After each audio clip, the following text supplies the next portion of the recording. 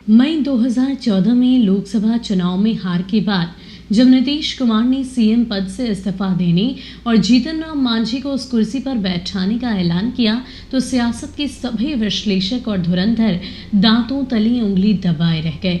इससे पहले तक जीतन राम मांझी एक लो प्रोफाइल दलित नेता के रूप में ही जाने जाते थे, लेकिन मूसहर समाज से आने वाले 70 साल के मांझी को जब सीएम बनाया गया तो राज्य के दलितों, खासकर महादलित समुदाय में एक नया संदेश गया। मांझी राज्य के तीसरे दलित हैं जो सीएम बने। इनसे पहले भोला पासवान, शास्त्री और रामसुंदर दास मुख्यमंत्री बन चुके हैं, लेकिन मूसहर समाज, जिसकी राज्य में 2% मतदाताओं के रूप में हिस्सेदारी है, ये अभी तक कोई सीएम नहीं बन सका था। सीएम बनने के बाद राजनीतिक गलियारों में चर्चा छिड़ी कि मांझी नीतीश के रबर स्टैंप हैं, लेकिन 2 महीने बाद ही नीतीश और मांझी के रिश्तों में तल्खी आने लगी। मांझी खुद सभाओं में कहते रहे कि वो रबर स्टैंप नहीं है। बहरहाल फरवरी 2015 में नीतीश कुमार लालू यादव के सहयोग से फिर से सीएम बन गए।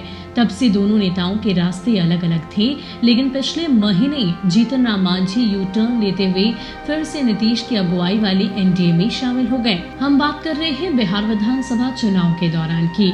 अब इमामगंज सीट पर चुनाव लड़ रहे मांझी के लिए नीतीश कुमार वोट मांग रहे थे। उनका मुकाबला 2 बार के स्पीकर रहे उदय नारायण चौधरी से था। जीतन राम मांझी ने अपने राजनीतिक करियर की शुरुआत कांग्रेस पार्टी से की थी। 1980 में पहली बार गया के फतेहपुर विधानसभा सीट से चुनाव जीतकर विधानसभा पहुंचे थे।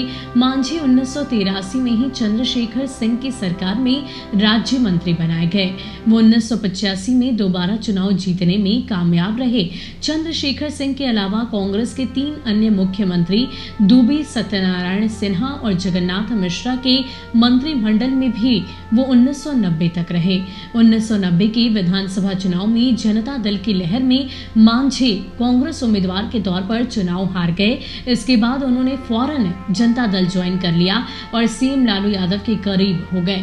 1996 में वो 12 सीट से चुनाव में विधायक चुने गए। जब लालू यादव ने राजद का गठन किया तो मांझी राजद में शामिल हो गए। मांझी लालू यादव और राबड़ी देवी दोनों की सरकारों में मंत्री रहे, लेकिन डिग्री घोटाले में नाम आने पर उन्हें इस्तीफा देना पड़ा।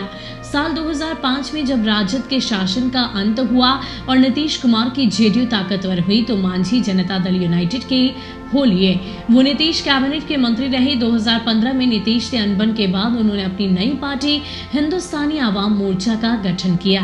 बीजेपी के साथ मिलकर 2015 का विधानसभा चुनाव लड़ा, लेकिन 2 में से 1 सीट पर वो खुद हार गए।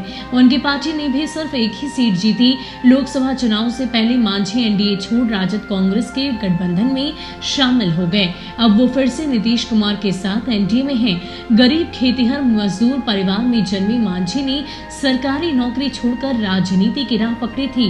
राजनीति में आने से पहले वो 13 साल तक डाक एवं तार विभाग, गया टेलीफोन एक्सचेंज में क्लर्क की नौकरी करते थे, लेकिन छात्र जीवन से ही राजनीति के प्रति उनका रुझान था। जब उनका छोटा भाई पुलिस की नौकरी में आया और मांझी आश्वस्त हो गए कि माता पिता को बुढ़ापे की लाठी का सहारा मिल गया तो उन्होंने नौकरी से इस्तीफा दे दिया। 1980 में कांग्रेस के टिकट पर चुनाव लड़ा। पहली ही बार में वो विजय हुए और मंत्री भी बने। मांझी 1980 से पहले के चुनाव में भी दलित वर्ग को अपने कहे अनुसार वोट दिलाने के लिए राजनेताओं की पसंद बन चुके हैं। उन्होंने सांसदी का भी चुनाव लड़ा, लेकिन उसमें सफल नहीं हो पाए।